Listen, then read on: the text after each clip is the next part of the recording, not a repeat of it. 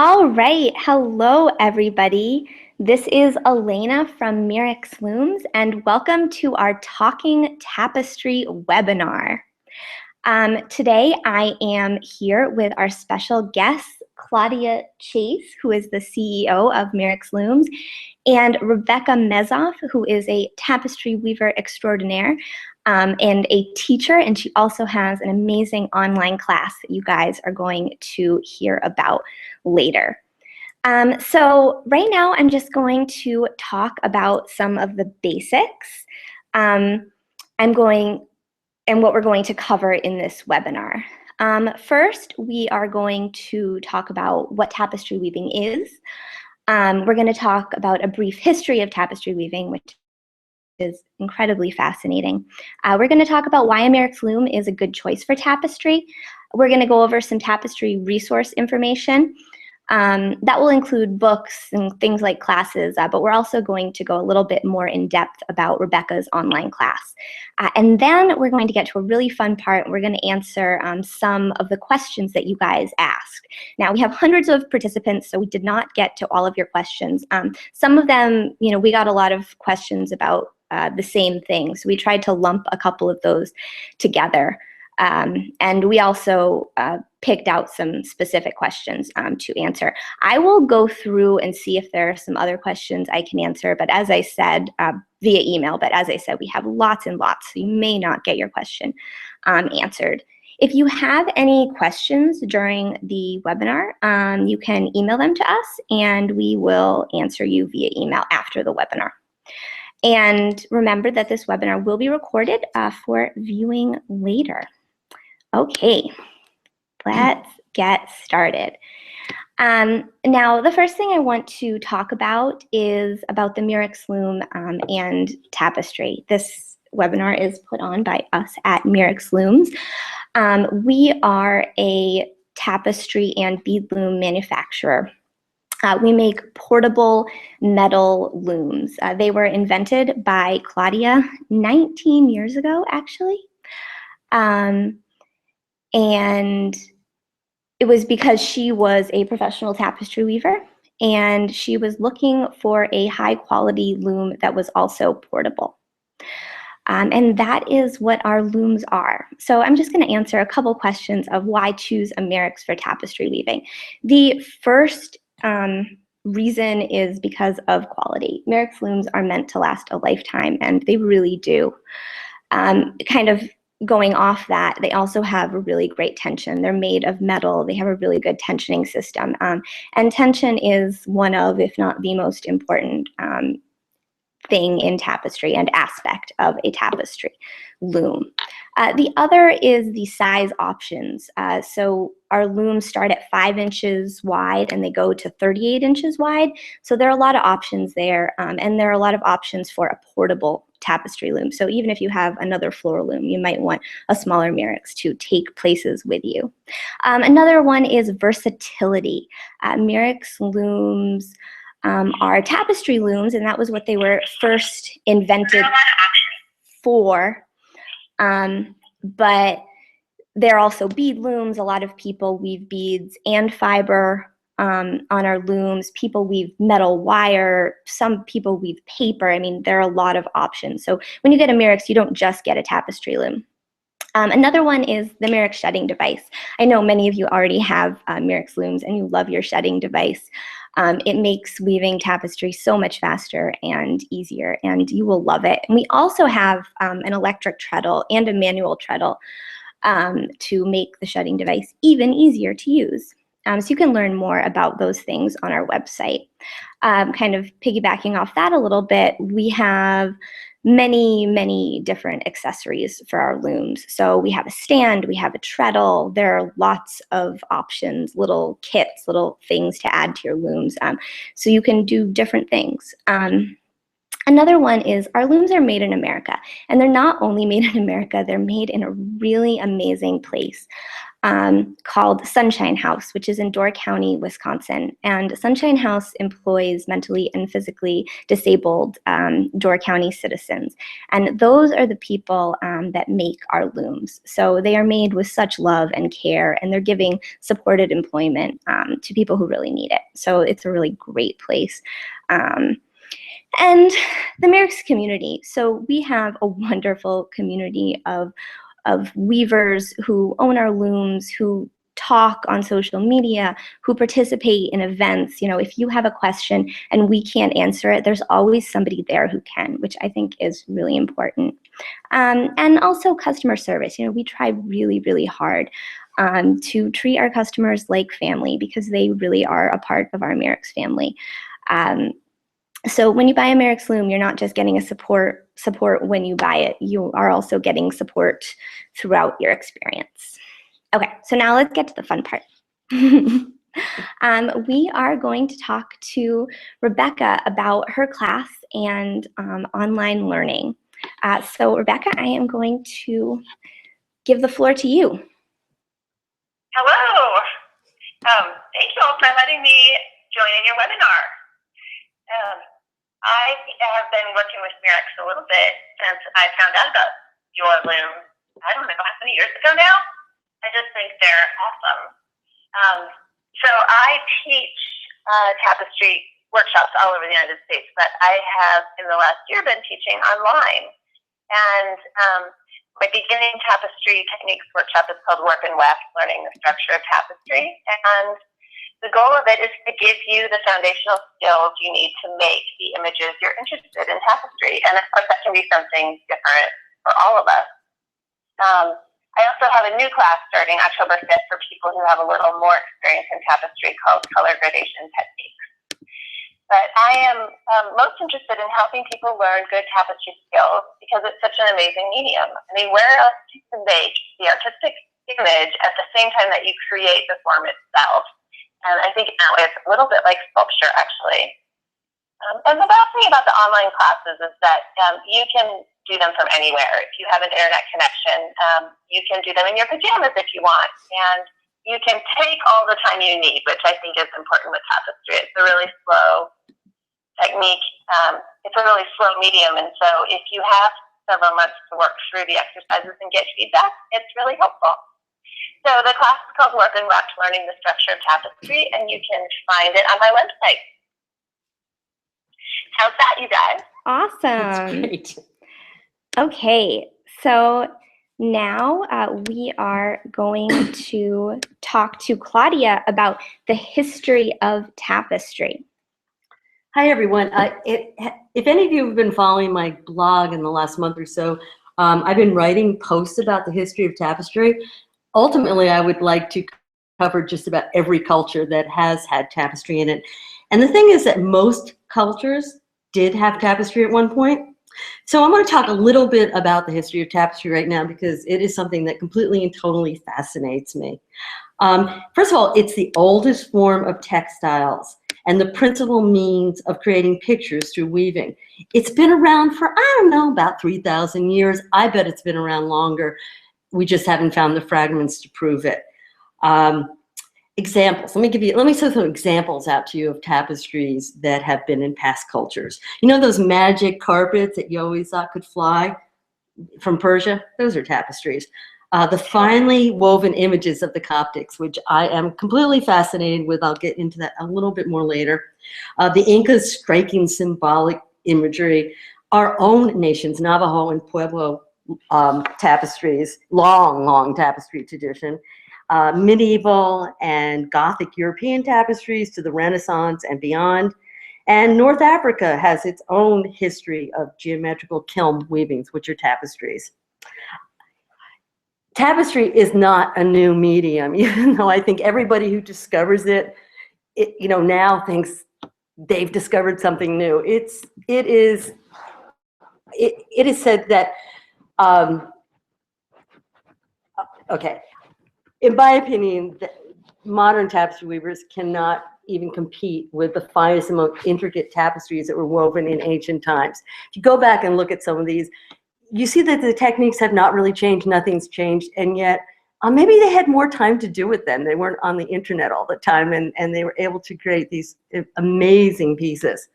And I'll give you a good example of that. I found an image of a fish that was woven in Egypt by the Coptics somewhere between the 3rd and 6th centuries. When I look at that fish, and I stare at that fish a lot, there is not a technique in there that has not been used in modern times. And the colors are absolutely amazing. So somewhere between the 3rd and 6th century, they were weaving tapestries as fabulous as some of the tapestries we're weaving today, which makes it a very interesting art form. There was a saying a long time ago that painting is the poor man's tapestry. Such a saying would mostly fall on deaf ears today, but send your mind back to the First Crusades in the 11th century, where tapestries would have been the most prized silver, not gold, tapestries. That's what they wanted to steal. Or medieval times, where a castle was not a home without its walls covered with tapestry for both warmth and beauty. Plus, the kings, when they decided to go to battle, would always take a few tapestries with them to line their tents. I don't know, maybe to show everybody else how rich they were, but maybe just to keep warm. So many factors influence tapestry, but because color is my obsession, the ability to dye materials for weft, for me, defines the progression of tapestry in any given culture.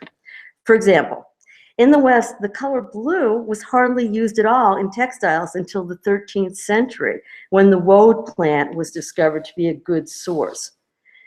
Material used for tapestry has varied among cultures.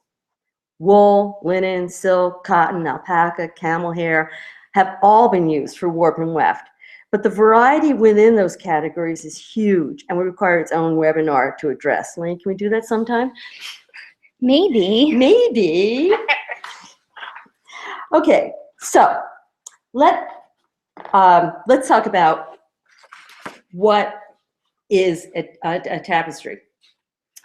What defines a tapestry? There are 3 things that I believe, and I think most people believe, define a tapestry. First of all, the wefts, the threads you weave with, are woven between the fixed warp threads, the ones that are on the loom, only as far as each color is required, versus being woven from selvage to selvage. Even in a Navajo rug, where you perceive that they've woven a series of thick stripes, in fact, the weft only travels maybe 5 or 6 inches, and never from selvage to selvage. The other thing, the warp threads are completely covered by the weft.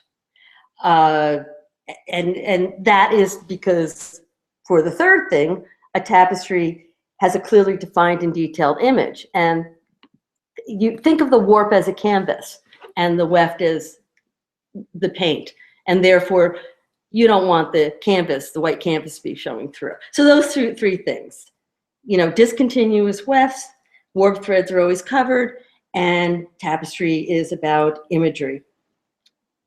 And that is that. That is that. So here, if you can see on your screen, we were having some difficulties at the beginning with actually showing the presentation. I'm not sure what went wrong there, but it should be working now.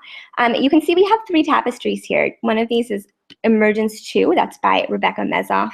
The next one's Sunset, an old tapestry by Claudia, and another untitled one by Claudia. And I just thought these were good examples of kind of how different tapestry can look while still being within those bounds of what tapestry is. Okay, so now we're going to go on to questions from all of you. So this is kind of going to be the heart of the webinar here.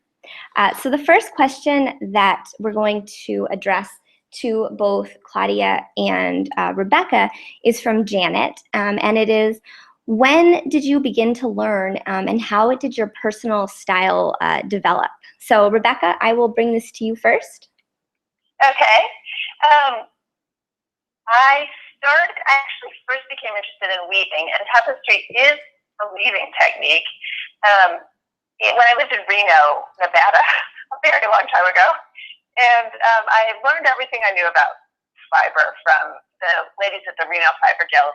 And at some point, I was done with Reno, and I moved home to New Mexico and started taking classes in traditional Rio Grande weaving. And if you don't know what that is, it's Hispanic-based weaving done in northern New Mexico, much of New Mexico, and it comes from a lot of traditions from Mexico, sort of Spanish-based weaving. And I was in that program starting in 2004, and I met James Kohler, who is a contemporary tapestry weaver, during that program, and ended up taking a class with him in the summer of 2005. And I dropped out of the program after that and started studying with James because he was doing something that I really was interested in doing myself. And I studied with him and then became his apprentice until he died in 2011. And I would say that I now live in Colorado, but I've spent most of my life living in New Mexico. And I think that my style of weaving is heavily influenced by both the Hispanic and Navajo traditions, but also just by the landscapes of the American Southwest, and also by the specific techniques that I learned from James, which was a lot about color gradation and sort of subtlety and simple form. So I really love using color gradation. I use a lot of bright colors, although I do dye my own yarn and can dye just about anything I want, which is fun. And I guess in my work, I really strive to ask questions and have the viewer ask questions when they see what I'm doing. And I'm looking forward to what I'm going to be doing in the future in my work. I really think I'd like to try using some new materials, some new dye processes, and I think even some different imagery. Where it's going to be interesting what happens in the next few years. All right, and Claudia, do you want to? I started being interested in tapestry when I was pregnant with Elena. I randomly took a workshop. I was living in San Francisco and showed up. They had some rigid heddle looms, which are awful for tapestry. And it seemed like this group of people had been together for a long time, and the class was just about them getting together and weaving and talking and having fun, which was great. But for a beginning weaver, it wasn't. The education wasn't really happening. And they were also dyeing wool there, and they're using natural dyes, but they were using mordants that were heavy metals. And I realized by class 2 that natural dyes weren't so safe when you were pregnant. So that was my introduction to tapestry, and then went and bought my own rigid heddle loom and proceeded to teach myself, which was kind of in a vacuum since there wasn't a lot out there then about tapestry. There weren't a lot of books. So I feel that I almost invented tapestry. I thought I was inventing tapestry, which means that rather than learn something important in one day, you make a year of mistakes before you figure it out. So that was pretty much my journey, and then I worked really hard at it, and finally started showing my work and selling it, and that was wonderful. Learned how to spin and dye yarn and all that, which. And then I started Mirrix, and I have to tell you that although I still weave tapestry, my interest is more in color and dyeing and painting and making kits for Mirrix and weaving when I have a chance. Not nearly as much as Rebecca, unfortunately. I wish I could. Someday I will again, I'm sure. I've been very interested to steal every moment I can to weave again. So that's where I'm at. All right. So now another question for both of you.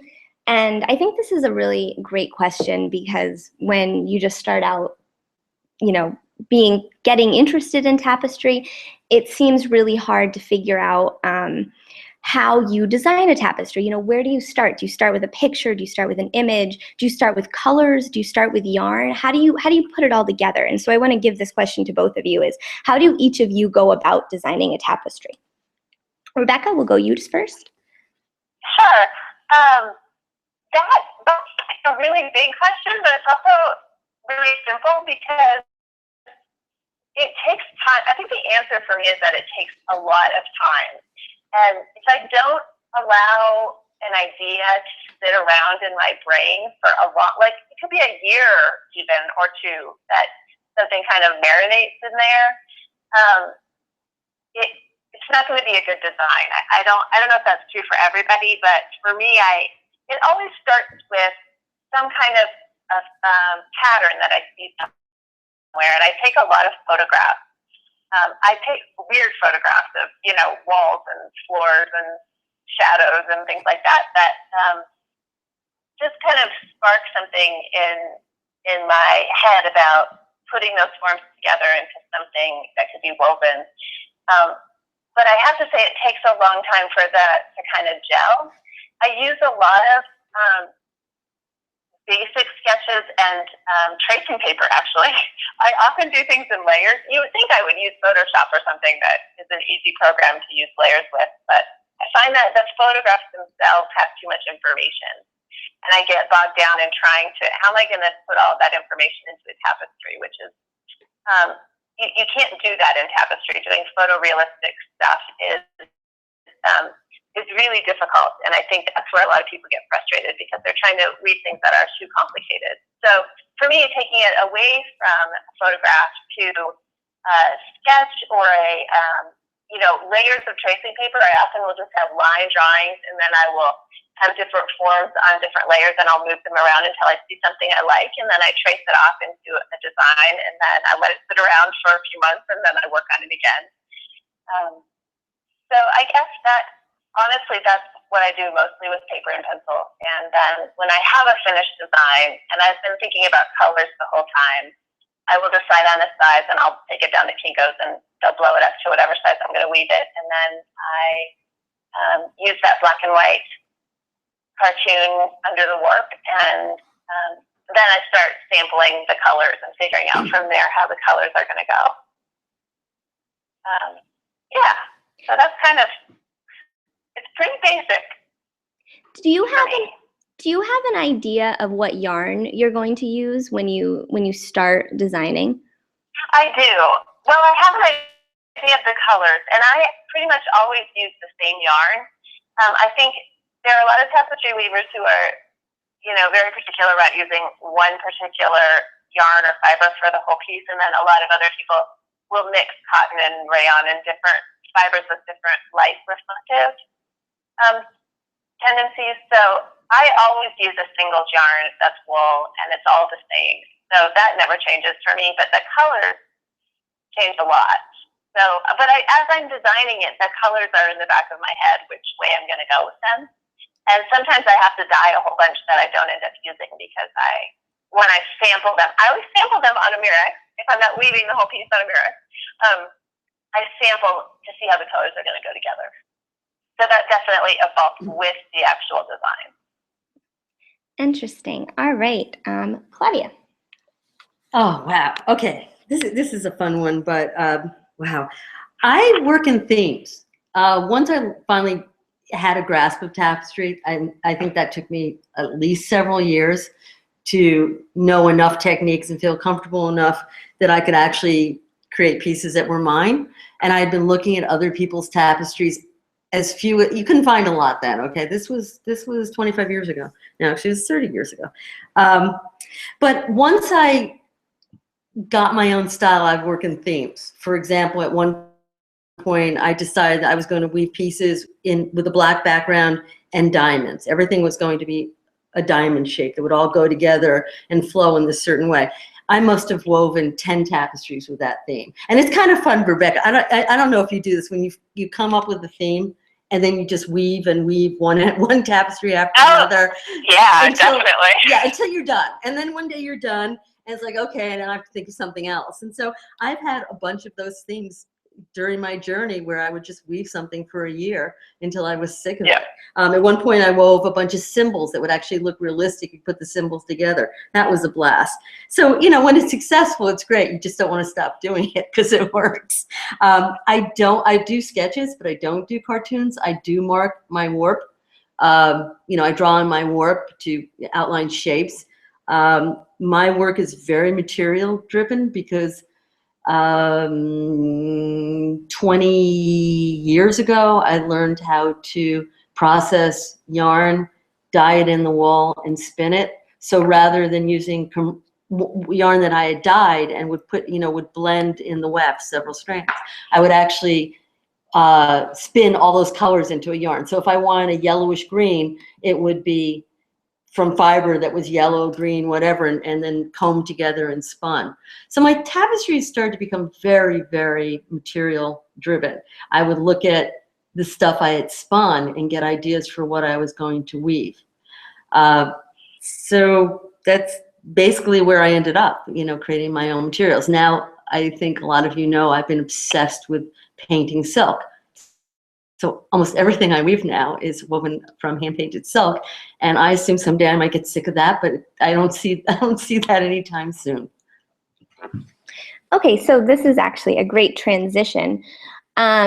This was the question that was asked the most in different ways by our participants, our viewers, listeners of the webinar, and that is, what warp and weft materials do you suggest? We'll start with you again, Rebecca. Sure. It's a big question, which is probably why everybody asked it. I was taught by James Kohler, and if you know James Kohler, you know he was very particular, and I did sort of inherit some of that belief that, especially when you're starting out, it's really helpful to, in your first few pieces at least, stick with one thing, because so many different fibers act very differently. A knitting yarn does not act like a tapestry yarn, and so you can't just substitute some yarn that you find at Walmart for some other kind of yarn and expect to get the same result. So all that said, I use cotton warp, and I guess the main warps that you could use are cotton, wool, or linen, and I think wool and cotton are the best right for beginners. But I use cotton partly because it shrinks a lot, and so I steam my pieces when they're done, and the cotton will shrink and tighten everything up, and it makes a nice flat tapestry, which is something that I like. And then for weft, I always use wool, and right now I'm using a single yarn that's made for me by Harris Design in New Hampshire. So I think they actually source their wool from New Zealand, but it's at least made in the United States. So, and I actually often recommend that people, Harrisville Highland is a good solid yarn to start with weaving tapestry, but there are many, many, many others that that work well. There are a lot of singles yarns. Paternaean is being made again, which is probably the #1 thing that you'll hear people recommend because it comes in so many colors. So if you don't dye your own yarn, Paternaean is something to look into. It's being made again by Saco River Dye House, I think, and you can find it at various needlework shops. I think they sell it in small hanks and in larger skeins. And I like a lot of the Swedish yarns, Norwegian yarns, ones that are stiffer and work better for tapestry. Do you have any other things about that, Claudia? Yeah, I mean, one of the hard things about finding tapestry yarn in this country, and you have gotten it from Harrisville, and that's really great, is that a lot of the yarn that's made in this country is made for crochet and mostly knitting. And your knitting yarn, you want it to be warm and fuzzy, like merino, which is soft and warm and very short fibers. And that has a whole different reason for existing than a tapestry yarn. A tapestry yarn the fibers should be very long as possible. It should be very shiny, and it should just soak up the dye so that the colors are brilliant. Whereas a short staple, they don't do the colors as well. So when I started to learn how to spin, I was getting specific sheeps, Wensleydale or Cotswold, the sheeps where their hair hangs down to the ground, and those produce the best tapestry yarns. In countries like Norway or Sweden, they make their tapestry yarns from these particular sheep. They really care about their sheep. Whereas in America, if you just go to a yarn store and it doesn't tell you what it is, I call them mono yarns. They just throw any, whatever wool they can find in, because that's all they need to do. So ideally, if you want these certain qualities, you want it to be beautiful. And I guess when you talk about materials, besides the warp, which is very important, you want to get the best warp possible, because it is the framework of your tapestry, and you don't want it to fail you. But in terms of the yarn you use, yeah, you don't want to go to Walmart and pick up some acrylic. That's not going to make your tapestry beautiful, because that is not beautiful. You want to use stuff that's gorgeous, that you want to look at forever. And you know, that's a journey. Trying to find that is not always so easy. When I began weaving, like Rebecca, I would just buy literally pounds and pounds and pounds and pounds of undyed rug wool, and I dye it myself, because I didn't want the red that the yarn stores were promoting that year. I wanted 20 different reds. So I guess it's like any art form where you want your materials to be the best. It takes a lot of practicing, a lot of searching, thank goodness for the internet, and a lot of asking people like Rebecca and me what we do. So there's another question that I remember a couple people were asking. Can tapestry, is wool the only thing that people use for tapestry, or what other? Well, no, they use other things, but one of the things, and Rebecca I know will agree with me on this, wool is the one that people use the most, but it's also the most forgiving because it's stretchy. If you decide that you want to weave a tapestry out of linen, which the Coptics used to do, although mainly just for the background because they weren't able to dye the linen, but that's a whole other story. Linen has no stretch whatsoever. So if you really don't have your technique down, you're going to have a really good chance of pulling in. So cotton, linen, and silk are much harder to weave with than wool. I mean, they can be just as beautiful. Do you find this, Rebecca? Yes, I totally agree with that. I think wool is the easiest for those reasons. But cotton and silk are much more reflective, and so people are attracted to that brilliance of it. Yeah, using it as an accent, so you can have a reflective around with wool around it, which absorbs light, and you know that can be amazing too. Yeah. Yeah, but you're right also about the technique of it. That wool is the most forgiving, and so it's the easiest to start with, and you have to have much better technique to weave well with cotton or silk. Mm-hmm. Great answer, guys. Yeah. Okay, so here is a question that we get a lot here at Mirax. And you know, it doesn't quite have a cut and dry answer, but how do you know what set to weave in? Claudia, do you want to take this? I think we were going to ask Rebecca to start on that. Okay, Rebecca, you want to start? You always have to start. I'm sorry. Okay, so I'm going to tell you something that Claudia's going to totally tell you the right answer. When it comes to set, I don't follow the same rules that a lot of people do, and there are really great ways to figure out your set that include yarn wrapping and all kinds of things.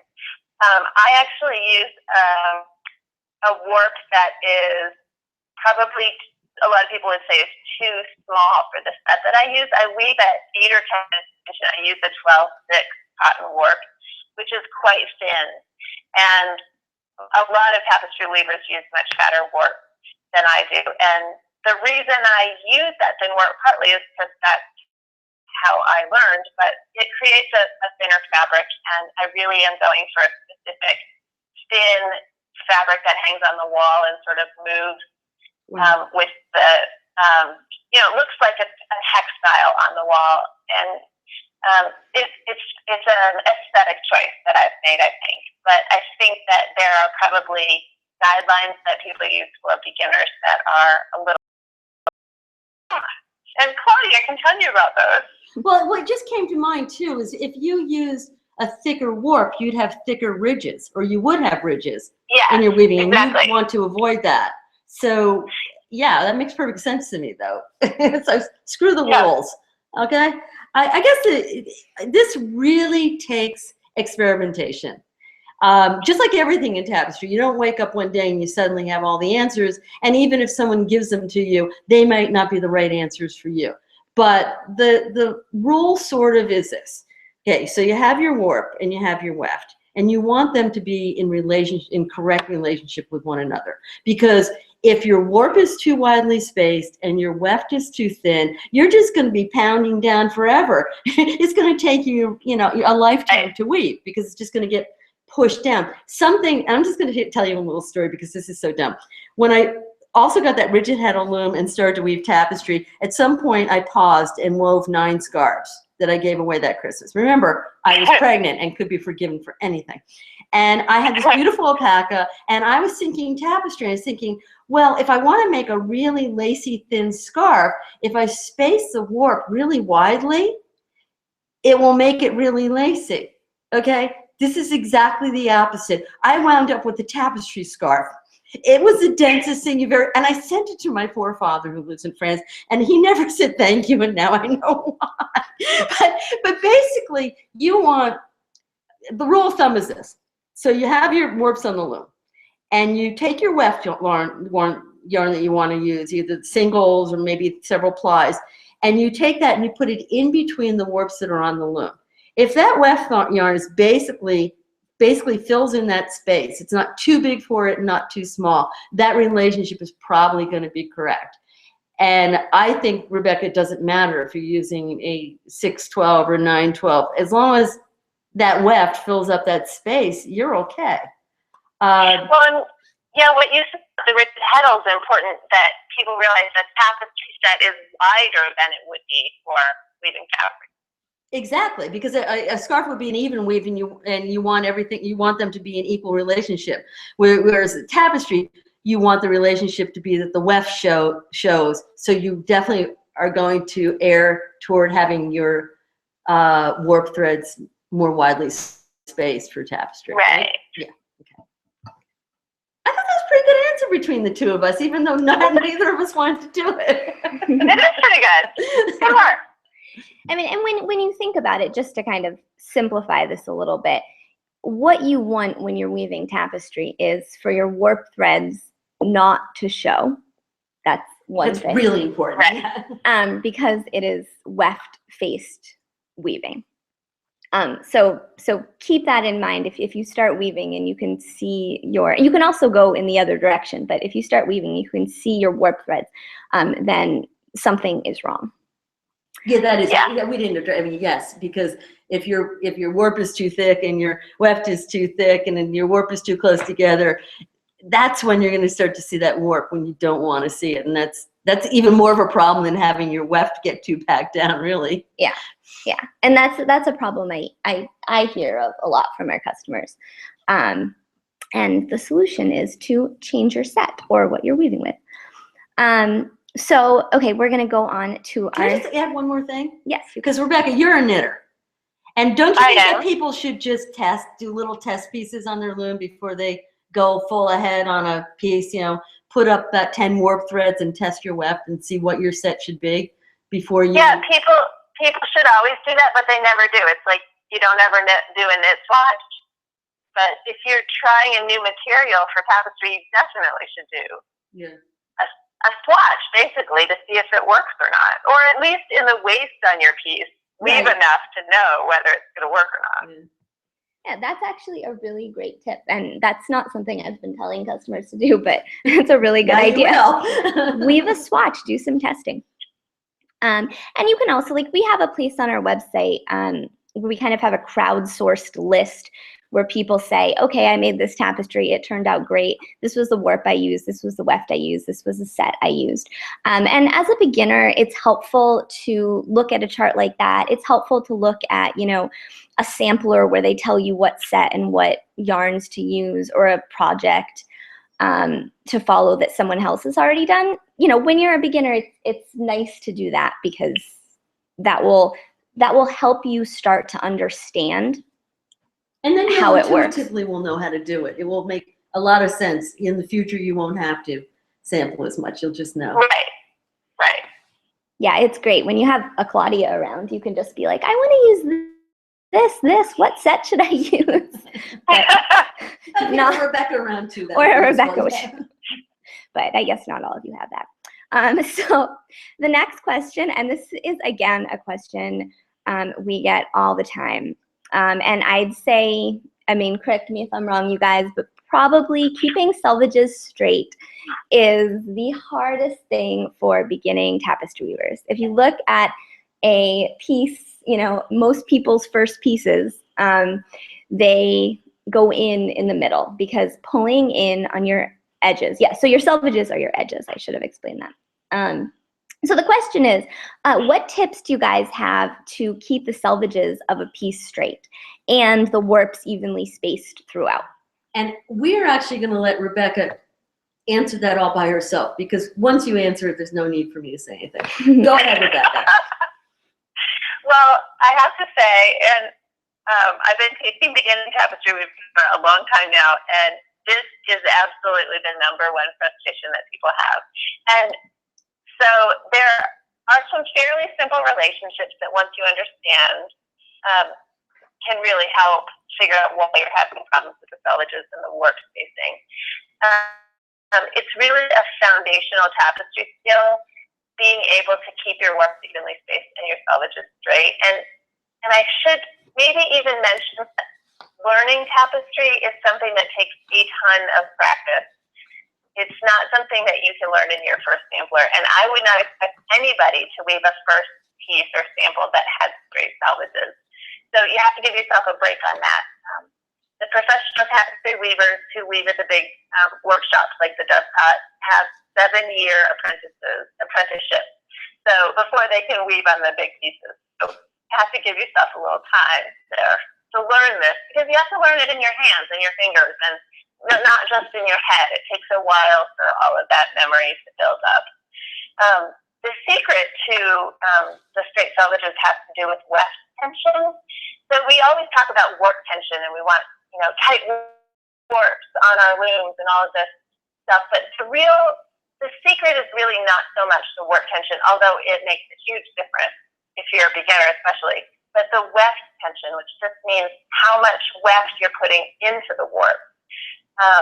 If you put too much weft in, eventually your warps will start to push apart, and then the edges of your tapestry will bulge out. So you know how that happens, where your thing is 2 inches wider than when you started. And if you don't put enough weft in, the warps will draw together and your edges will draw in, and eventually your fell line will actually rise up. Because if the warps draw together, there isn't enough room for those wefts to go over and under all of those warps. And then it starts to build up and you get a mountain. And that's one of the most frustrating things I see that students do.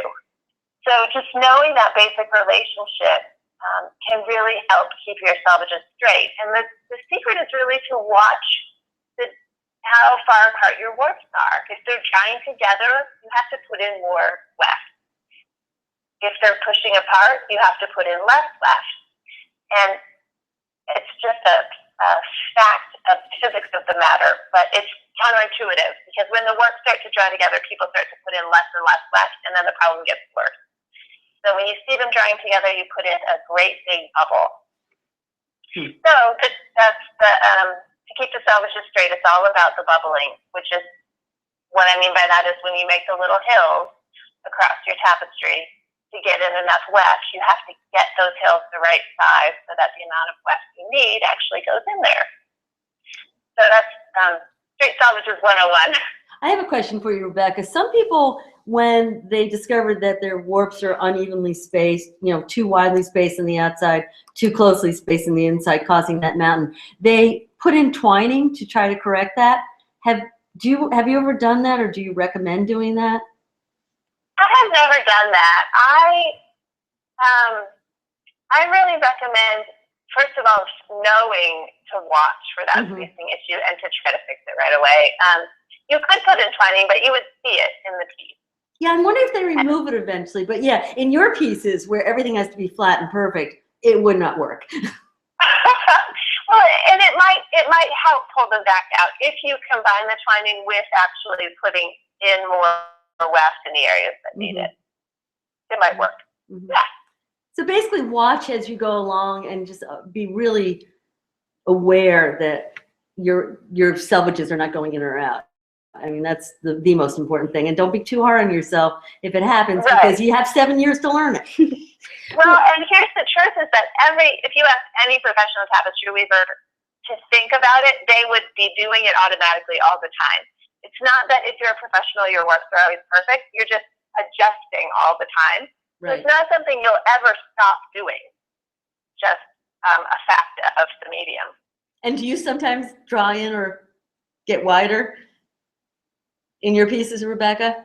Oh, do I? No, never. I'm perfect. Claudia. Oh, I am too. I actually, one of my earlier pieces, this was about, I don't know, 9 years ago or something, was a big piece, and I wove a big circle in the middle, and I didn't know about having a lot of butterflies.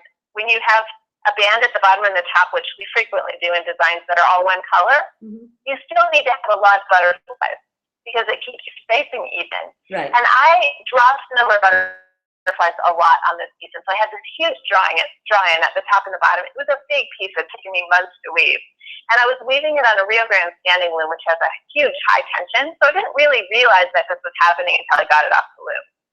And I was so disappointed. It's the only tapestry I've ever done this to, but I blocked it. Okay. I actually made a big blocking frame out of 2x4s, and I blocked the thing. And it looks lovely now, but if it ever got wet again, it would be an egg. So yes, I'm not always perfect. Oh, okay. I'm not either. Nobody is. And you don't have to be either. Yeah. That was a really great answer. And just one thing to add, like from the perspective of not a professional, is sometimes you can't tell when you're pulling in. So be conscious, but also measure all the time. Yeah, measuring tapes are a really cool tool. Because it's incredibly easy to weave up a couple inches and think that you're totally even, and then you measure and you're like, oh, no, I'm not. Oh, half an inch. Yes, measure every half an inch. Yes. Yeah. All right. So that was a wonderful answer. Okay, so we're going to go on to some more questions. These are some specific questions from people taking the webinar. So Diana asked, and I thought this was an amazing question, what tapestry artists are known for breaking the rules of tapestry? By this, I mean the use of art yarns, textures, and dimensional shapes. So we're going to tackle this. Claudia is going to do one, and Rebecca is going to do the other. Rebecca, you want to start? Sure.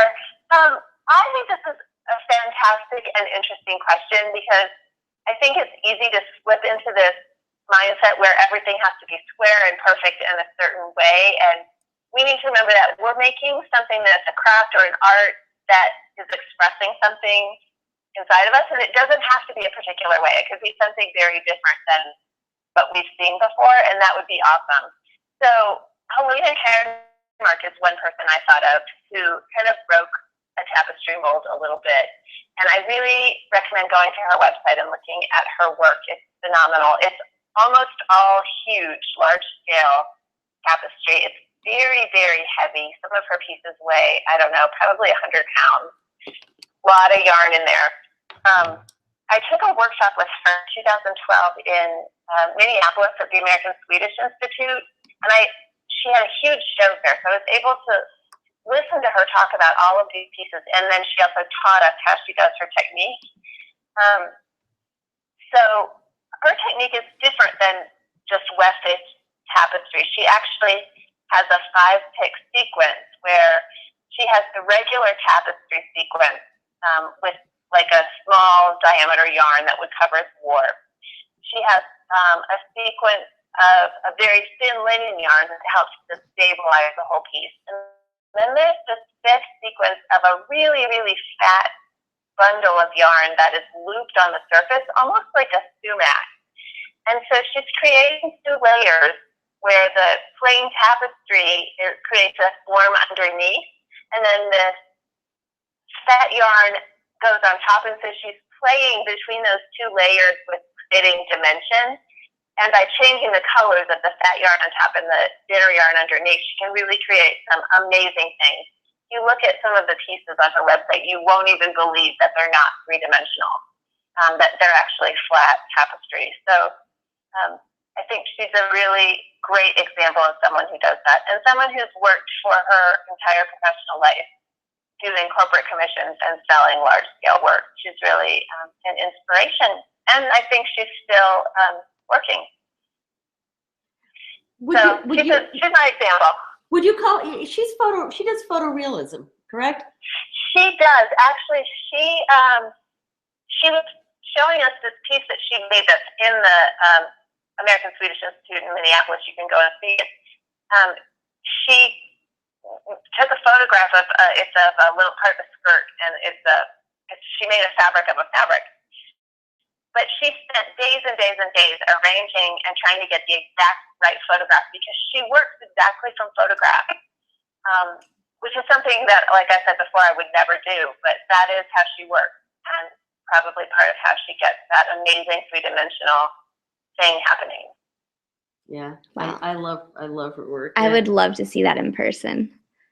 Well, go to Minneapolis. It's fantastic. Hey, go to Minneapolis. You have a friend there. I do. All right, guys, I'm going. Okay, Claudia. I am going to talk about Sylvia Hayden. Sylvia, she doesn't actually break any rules at all, but she manipulates techniques in her own way to create, interestingly enough, Rebecca, a lot of her tapestries seem three-dimensional too, because of the way she manipulates her techniques. She works a lot with eccentric wefts. Now, if you don't know what eccentric wefts are, you're not weaving on the fell line. You're weaving your wefts at an angle. You know, you can create a traditional, and this is not what she does. You could create like a mountain of wefts, you know, getting smaller and smaller, and then outline it with a weft that would go around the curve, and that would be called an eccentric weft. But her eccentric wefts tend to be on angles, and they're pretty steep angles.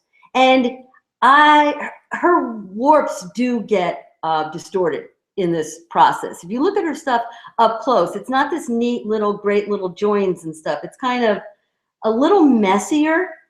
But so what she originally started working with were a combination of triangles and half rounds, and she would combine them for the dynamic that would happen between them. And then she started adding diagonal lines and striped diagonal lines and striped woven pieces at angles to each other, and really amazing color transformations. She basically wanted to have her tapestries sing, and they do sing. Ultimately, and I unfortunately I couldn't find pictures of the tapestries I really wanted to show on the internet, because Sylvia did not have a website. Although there is a documentary about her. If you do search for her, you can see her documentary, and that's great. What ultimately she did was she said, forget about the straight selvages either on the top or the side. And she would have pieces that would look like almost two tapestries, one laid upon the other. So her selvages got not at all messy. They were controlled to be the way they were, but they really informed the tapestry itself. The edges, the selvages informed what was in the tapestry as well. I had the honor of speaking to her once. She die a few years ago, Rebecca? Do you remember? She died this year. This year, okay. So it was like 4 or 5, 6 years ago, she called me up to order a Mirrix Loom. Now, normally she weaves on large floor looms. And what she wanted it for was, she had a good friend who was a potter. And she wanted to teach this potter, and people keep saying, why a potter?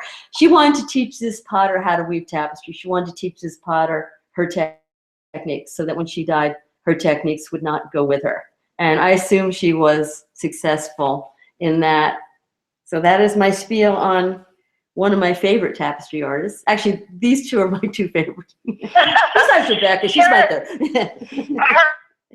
movie is called A Weaverly Path. And the website's aweaverlypath.com, and I really recommend watching that video. So do you guys think, because tapestry is such a rule-based art form, are there not a whole lot of examples of people who break the rules? Because then, you know, that's not tapestry. You know, how do you guys feel about that?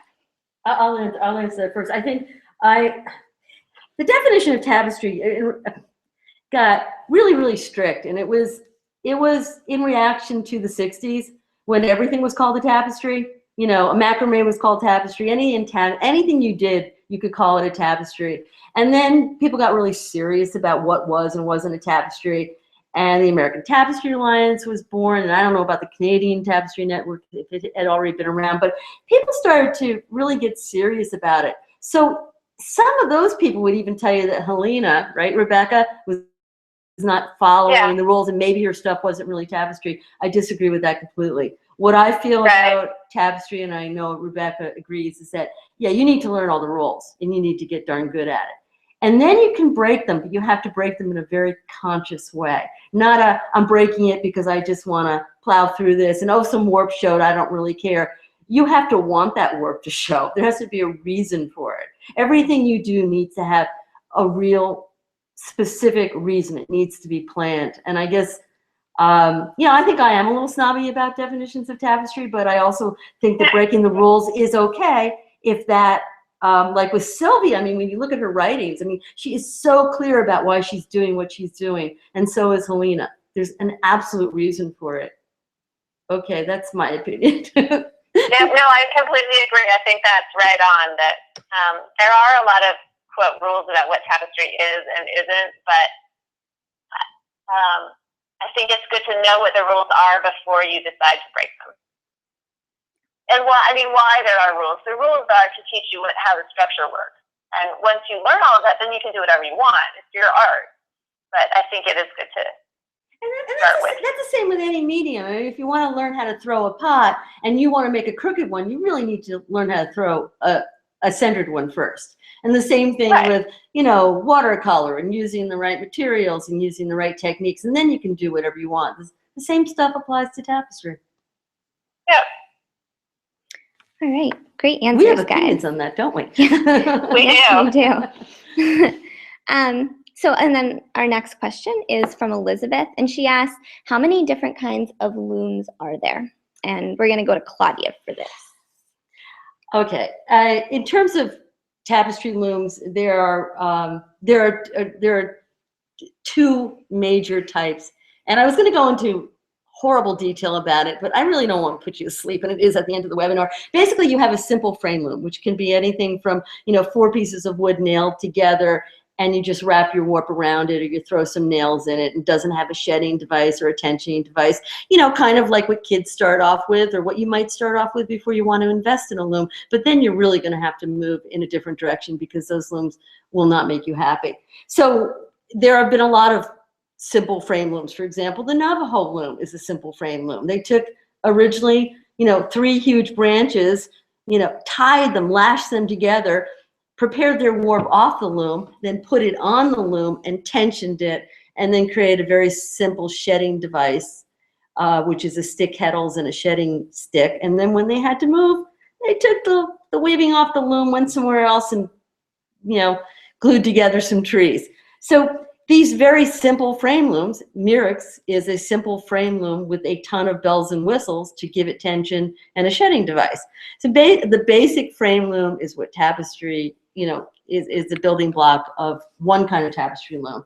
Then you have the more complicated looms, like the Gobelin looms and the countermarch looms, the counterbalance looms, those big, awesome, you know, or the looms that are used for Aubusson tapestry, those huge looms. Rebecca has one in her studio that, you know, have complicated shedding devices and treadles and more, you know, just more like the looms that you think of when you think of a loom, but dedicated to tapestry, so designed so that they work for tapestry. There are 2 looms that I recommend you not get for tapestry, and one is a jack loom, although some people can use it. They're made for making material. So if you want one of those big looms, you need a counterbalance or a countermarch, in my opinion. And don't get a rigid heddle loom to weave tapestry. I did that for the first 2 years that I wove, and I got really good at weaving because I was weaving on an inappropriate loom. So when I finally got a floor loom, tapestry loom, I was amazed at how much easier it was. Rigid heddle looms are great for weaving scarves, not so good for tapestry. And that's what I have to say about that. All right, great answer. Okay, our next question comes from, looks like we lost Rebecca, but our next question comes from Stacy, and it is, do you care what the back of your tapestry looks like? So we're going to start with Claudia here, and I'm going to get Rebecca back on the line. Okay. Do I care about what the back of my tapestry looks like? No, because I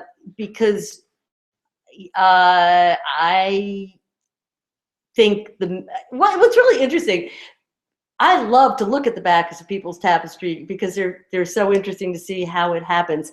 But I don't care. Some people do weave in the backs, the wefts, and are much more particular about it than I am. But you know, that is how I feel. I think Rebecca probably has more of an opinion about that. Rebecca, I was saying that I don't care about what the back of my tapestry looks like at all. You don't care about what? What the back of my tapestry looks like. Oh, You know, I don't weave okay. in the ends. I just trim them, and then I put, you know, edging, some kind of twill tape on the sides of my tapestry so that the ends don't fly out. But that's all I do. I think, yeah. What do you think? I think that's very, very common. I think Archie Brennan would say that tapestry is a one-sided fabric, and it doesn't matter what the back looks like. So there are, you know, many schools about that, and I'm one of the people who has a really clean back. That's partly probably because I learned in the American Southwest, and so think about like Navajo textiles or Rio Grande textiles you've seen, they're clean on both sides. And so that is very pervasive in the American Southwest or New Mexico, where I learned. I like the thin, you know, fabric that I get because I don't have all that extra fiber on the back, but at the end of the day, I'm not sure it matters a whole lot. I think that there's something nice about weaving from the front and just sticking your ends to the back and never thinking about them again. So yeah, I guess it did. I'm not as picky as I used to be about it. I mean, I am for myself, but I don't think it's worth insisting that someone do it my way because there's not a lot of. I'm not sure it matters that much. Well, like with the Navajo tapestry, what they would do is they would break their thread and they would weave, you know, one thread would end and would have a broken, it would come to a point, and then the other thread would start overlapping that. So it was always a two-sided tapestry because they were functional items. They were blankets and rugs and stuff. So, right. But if you're doing something like, I bet Helena's tapestries on the back are pretty wild. Yes, they're very wild. Okay. Yes. Okay, so this is one last question, and I think this is a great way to end. After this, we're going to talk a little bit about some more tapestry resources. But the last question was from Julia, and it was, how can we make tapestry relevant in our time? So Rebecca, I'll go to you first. Okay. I think this is a really fantastic question, and your answer might depend a little bit on why you want to do it, but I think that making art is always relevant. I just think that the medium we use to make a statement is maybe not as important as the statement being made to me. So I'm focused on making a piece of art that says something, but I don't know that I think there's people weave tapestry for a lot of different ways, for a lot of different reasons, and I also think that just making things with our hands is incredibly important. I think that we live in a world that's filled with more and more electronics and more devices that sort of get in the way of us actually making something. And I think going back to creating something with materials that we can feel and manipulate is just really important for us as humans. And I do think that weaving can connect people in social ways and communicate, you know, when your art or your craft is used by other people.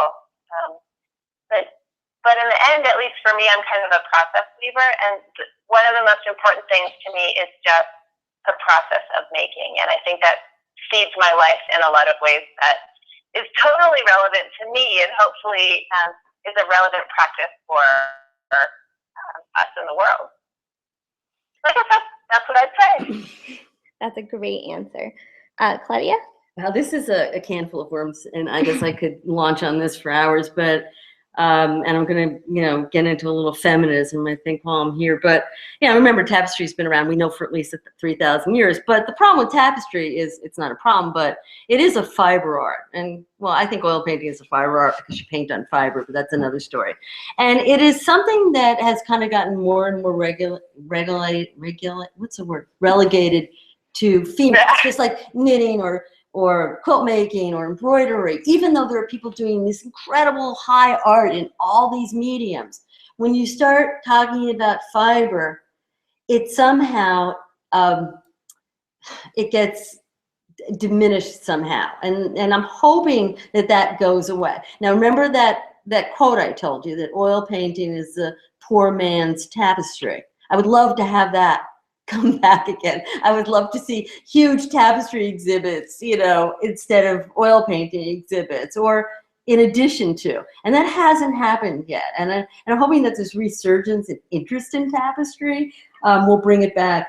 You know, you ever hear, you know, it's funny because there are certain politically correct things you cannot say in a society, but you can say things like, I see this when I watch movies sometimes. Oh, my life is just terrible. I guess I'll just become one of those women who knits, you know, or one of those women who crochets or weaves or something. And it seems like every time they refer to women doing some kind of fire art, it's in this really negative way, or I lost my boyfriend, so now I'm going to knit my sorrows away, or eat chocolate cake, you know? And I kind of just get really angry because, like Rebecca, I can't not use my hands. I cannot go a day without making something or think about making something. I'm obsessed about it, and it makes me as sane as I am, which maybe isn't that sane. But I do think we need to move up and forward, and so that everybody has a chance to do this and realizes that it's such a relief from everything else that's going on in this world, from our computers and our crazy lives. It's kind of a savior in a lot of ways. And I would like to see, and I think more and more people, Rebecca, don't you feel like more and more people are doing it? Probably more women than men, but Yes. doing Yes, fine I art. do think so. And I'm seeing a wide age range of people too. Everyone, I have a student who just turned 90, and I have students who are 20.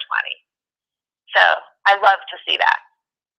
I think one of your points, Claudia, was really good, is that, you know, we live in this world that is so filled with technology that it is so amazing to sit down and weave and not be on a computer and not be on a phone and not be looking at some kind of screen, that I wonder if crafts like tapestry, art forms like tapestry, are going to continue having more of a resurgence because of that. As we need to get away from this technology. We need ways to express ourselves that have nothing to do with computers. So I wonder if the millennials, if the younger generation is going to really start taking an interest in this for that reason. Well, maybe if more of us weave in public. Rebecca, we need to do that. Okay. Because in public, I tend to knit or crochet or embroider, but, you know, I should just like go out and weave in public, you know? Yeah, yeah. We can do it. We'll have a weave in. Well, a weave in. A weave out. A weave out. There we go. Okay, so that is all for our questions. We're a little bit over, but I just wanted to talk about some tapestry resources. Now, listening to this webinar, you might be a little bit intimidated by tapestry because it is an incredible art form that takes years and years to perfect, but it is so worth it. And you can always start at the beginning. You know, it's easy for a beginner to start. Your pieces might not be perfect at the beginning, but it's easy to begin. And there are a lot of great resources out there to help you begin. There are some wonderful books like Tapestry 101 by Kathy Todd Hooker. There's Tapestry Weaving, a Comprehensive Study Guide by Nancy Harvey. There's the Tapestry Handbook by Carol Russell. There's also another book I like because I think the pictures are really clear for beginners, is Tapestry Weaving by Kirsten Glassbrook. This is not in print right now, but is going to be in print again by the beginning of next year, I think. We hope, we think. We hope. They hope so, yeah. So any one of those books will really help you get started. There are also many in-person classes all over the country. This, you know, I'm focusing on America a little bit, but in any country, many countries, you'll find some great workshops. One place, if you're looking in America, if you go to the American Tapestry Alliance, which is americantapestryalliance.org, they have tons of great tapestry weaving resources in general. They have articles, they have all sorts of things. They also have a great list of tapestry teachers. You can go and look at your area and see if there is a teacher there. But you can also Google it.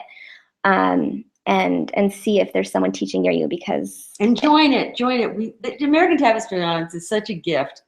I've been involved with them for about 25 years, and they're amazing, and we really need to support them because we need to have them around. Yeah, the ATA is amazing. Yeah. And another option, and I just think it is amazing that Rebecca is doing the online class that she was talking about before, because it really kind of gives you the best of both worlds. You have a class that in many ways can feel like an online class. You're getting personal instruction. There's somebody you can talk to and ask questions. But if you don't have a class that happens to be around you, an online class is such a wonderful option. And it helps, some people don't like learning from books, and online class is such a wonderful way to learn. So definitely check out Rebecca's class, go to her website. We're gonna send you an email that will have a link to her website so you can learn a little bit more about that class. But if you're interested in tapestry, that is definitely a great option. Plus, it's only gotten rave reviews. Okay, I mean that's the fact. Okay, no one's ever said anything but wonderful things about it. This is true. I wish you had been around doing this, and the internet was around when I started, Rebecca. All right. So that's it. We are all done. Thank you for listening to us talk, and thank you, Claudia and Rebecca. This was amazing and so interesting, and I hope everybody else got as much out of it as I did. Thank you, Rebecca. It was wonderful talking to you. I knew this would be fun. I told you. Thank you for asking me. It was great. Okay. Well, you have a wonderful rest of your evening, everybody. Yes.